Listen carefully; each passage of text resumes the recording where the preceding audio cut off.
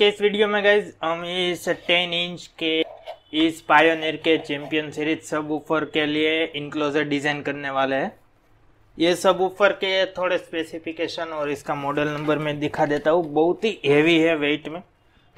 तो ये हमारा ड्यूल मैग्नेट में है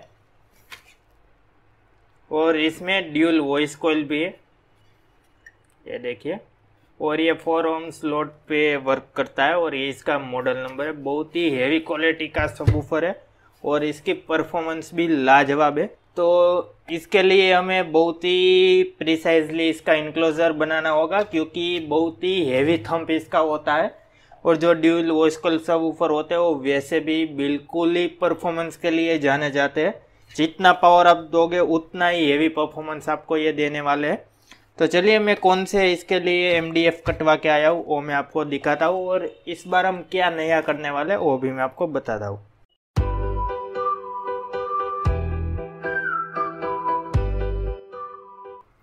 तो देखिए गाइस, तो आपको 8 पीस एमडीएफ की ज़रूरत पड़ने वाली है। 6 पीस हमारे सिंपल बॉक्स को बिल्ड करेंगे और 2 पीस बाकी बचे वो हमारा इनक्लोजर या पोर्ट बनाने में हेल्प करेंगे। इस बार का जो आप इसकी थिकनेस है एमडीएफ की वो देख के थोड़ा सा चौंक जाओगे। तो देखिए इस बार मैं 17 mm का एमडीएफ यूज़ कर रहा हूँ, ये देख लीजिए। तो ये बहुत ही ज़्यादा हेवी एमडीएफ में लेके आया हूँ क्योंकि हमारा सबवूफर भी इतना हेवी है। अगर मैं 8 mm में इसको बिल्ड करता तो बीच में से हमारा पूरा इंक्लोजर टूट जाता इतना यहाँ, क्योंकि अप्रोक्स 5 kg का हमारा सबवूफर है और इतना हेवी लोड हमारा 8 mm या 12 mm झेल नहीं पाता। तो आपको एक बार मैं सारे नाप दिखा देता हूँ, आपको शायद दिख ही पा रहे होगे। तो देखिए इसमें एक पीस हमारा 20x12 वाला, दूसरा हमारा 23x12 वाला है, तीसरा हमारा 17x12 वाला है, एक हमारा 23/9.5 इंच, एक हमारा 23/9.5 इंच, 9/12 के एक, 12/8 का एक और 12/6.5 का एक। इस प्रकार से पीस है। तो चलिए अब इसका बॉक्स कैसे बिल्ड करना है वो मैं आपको बताता हूँ। तो इससे पहले इसमें मैंने कटआउट वगैरह किया है वो मैं आपको दिखाता हूँ। तो देखिए इधर हमारा कटआउट है, तो इधर हमारा स्पीकर सॉकेट लगेगा। तो इसके लिए बाद में इन सभी पीस को ऐसे ही छोड़ दिया है। तो ये हमारा फ्रंट वाला पीस है, इसमें हमारा बीच में स्पीकर के लिए है। और ये जो आप 4 छेद देख पा रहे होगे इसका मैं आपको लास्ट में बताने वाला हूँ कि ये 4 छेद मैंने क्यों किए। ये जो कटआउट है वो एक कोने से लेके 4.5 इंच का है। तो इस प्रकार से आप कर सकते हो। चलो भाई देखो अब मैं क्या करता हूँ। आप जब भी इतना हेवी एमडीएफ या प्लाईवुड के साथ वर्क कर रहे हो तो आपको एक बात का ध्यान रखना है, जो कि अक्सर इसी प्रकार से प्रोसेस फॉलो होती है। सबसे पहले फेविकोल लगाते हैं, उसके बाद हमारा जो पीस है उसको बिठाते हैं और कील ठोक देते हैं। लेकिन आपने मेरे जितने भी बिल्ड देखे होंगे उसमें मैंने ऐसा नहीं किया। सबसे पहले फेविकोल लगा के उस पर ही पूरा स्ट्रक्चर बिल्ड कर लिया, उसके बाद कील लगाई है। लेकिन इस बार ऐसा मैं नहीं कर पाऊंगा क्योंकि ये इतना हेवी है। तो साथ ही साथ मुझे इसमें कील या स्क्रू लगाने होंगे, तो वो मैं आपको वीडियो में आगे दिखाता रहूँगा। तो चलिए शुरू करते हैं।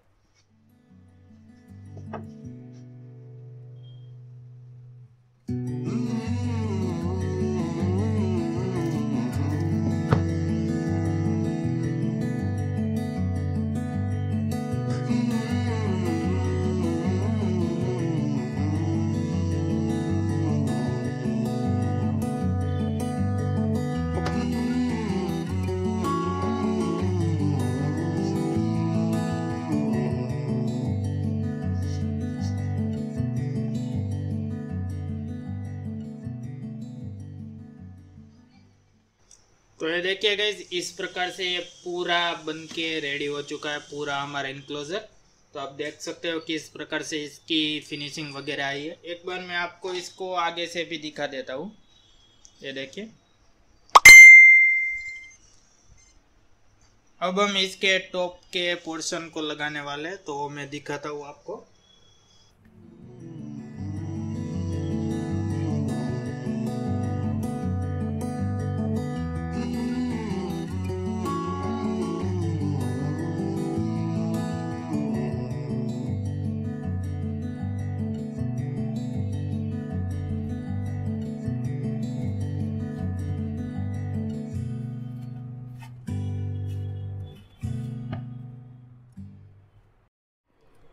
तो ये देखिए गाइस, इस प्रकार से ये पूरा कंप्लीट हो चुका है। अच्छी तरीके से सभी कॉर्नर वगैरह मैंने फिनिशिंग के साथ कंप्लीट कर दिए है और कहीं से भी एयर लीक ना हो उसका भी ध्यान दिया है।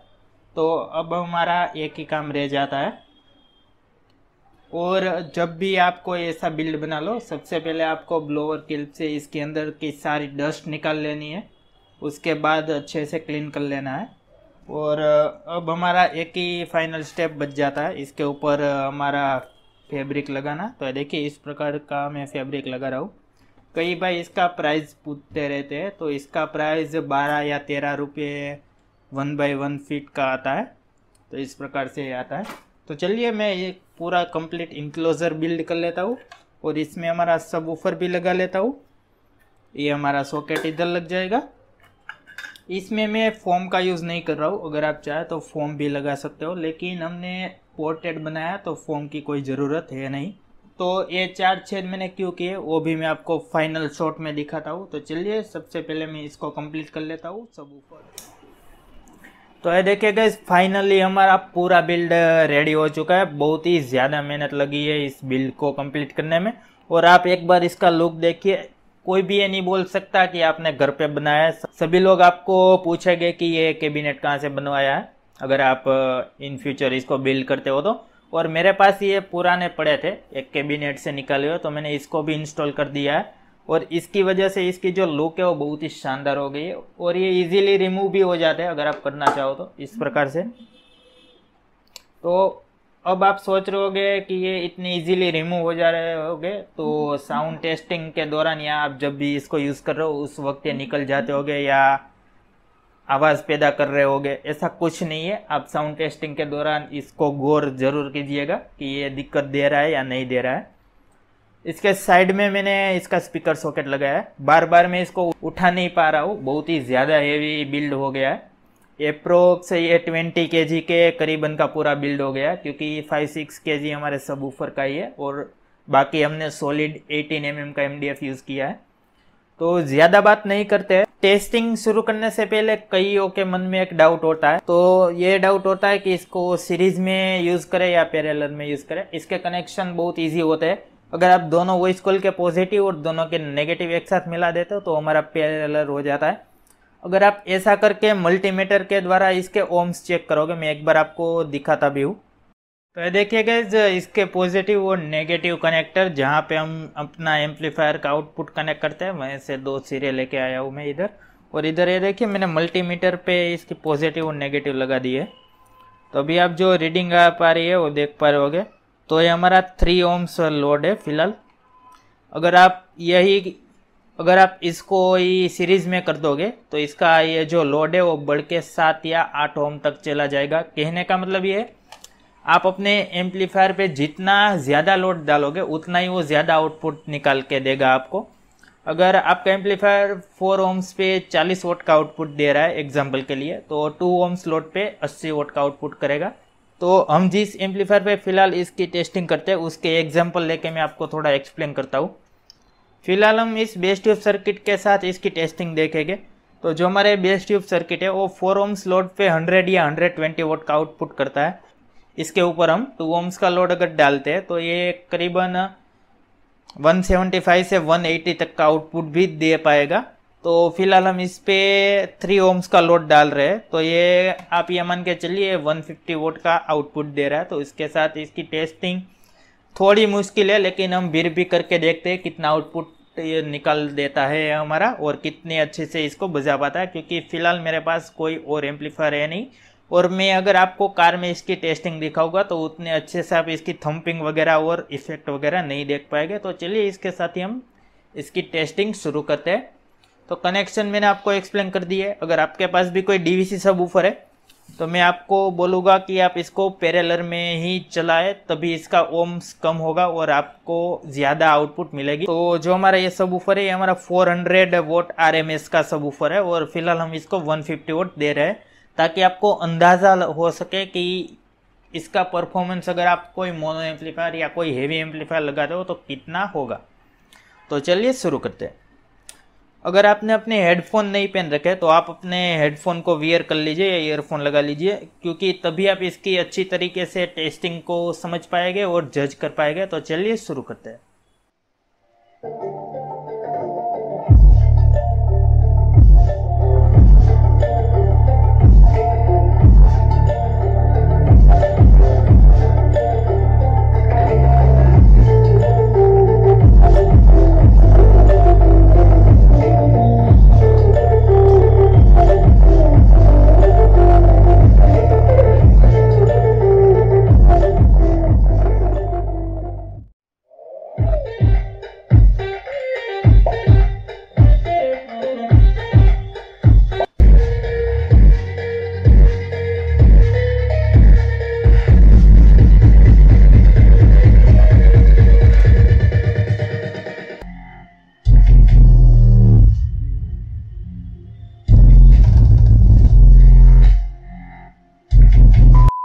इस आपने देखा गया इसने बहुत ही भयंकर तरीके से परफॉर्मेंस किया। एकदम जो ब्रूटल बेस बोलते हैं वो बेस आपको इसके साथ देखने को मिल रहा था। मेरा फ़ोन अपने सेटअप से काफ़ी ज़्यादा मैंने सेट किया, फिर भी की वाइब्रेशन आपको शायद वीडियो में शो हो पा रही होगी। और ऐसे मैंने एक कागज़ का पीस रखा था। आपको लग रहा होगा ये इसकी एयर की वजह से ऐसा हो रहा है, लेकिन इसकी जो वाइब्रेशन है उसकी वजह से पूरा थर थर काँप रहा था। और इसके बाद जो मैं बोलने वाला हूँ आप सबको पता ही है कि इसने भी हद से ज़्यादा बेहतर परफॉर्मेंस दिखाया। मैं बोलना नहीं चाहता हूँ, लेकिन हर बार ये इतना अच्छा परफॉर्मेंस कर जाता है कि मुझे बोलना पड़ता है। साउंड टेस्टिंग के दौरान आपने देखा ये बिल्कुल भी वाइब्रेट नहीं हो रहे थे। ये जो दोनों पोल है हमारे बहुत ही शांत तरीके से ये इधर ही खड़े रहते हैं। इतना ब्रूटल बेस बजने के फिर भी इसमें कोई भी हलचल नहीं आई है। तो यकीन मानिए ये बिल्ड परफेक्ट है लो साउंड सुनने वालों के लिए। आपको इसमें जो वोकल के जैसा बेस आता है वो बेस आपको इसमें देखने को नहीं मिल रहा है, लेकिन अगर आप इसमें लो बेस सुनोगे तो आप सब कुछ भूल जाओगे। आपके कार के शीशे वगैरह भी पूरी तरीके से हिलने लगेंगे, इतना भयंकर बेस इसका है। तो यही था गाइस आज का वीडियो। अगर आपको ये बिल्ड अच्छा लगा है, इसको आप बनाना चाहते हो तो घर पे बेशक बना सकते हो। बहुत ही शानदार सा बिल्ड बना है और मैं आपको रिकमेंड करूँगा। इसमें अगर आप 12 mm की प्लाई भी यूज़ करते हो तो भी कोई दिक्कत नहीं आने वाली है, लेकिन अगर आप 18 mm की यूज़ करोगे तो आपको बहुत ही शानदार सा परफॉर्मेंस मिलेगा। और अगर आप हमारे इस बेस ट्यूब सर्किट को परचेस करना चाहते हो तो डिस्क्रिप्शन में इसकी परचेस लिंक मैंने दी है, तो आप वहाँ से मेरे थ्रू परचेस कर सकते हो। तो आई होप आपको वीडियो पसंद आया तो वीडियो को लाइक कर दीजिए, चैनल को कर दीजिए सब्सक्राइब। मिलते हैं ऐसे इंटरेस्टिंग और नए बिल्ड के साथ।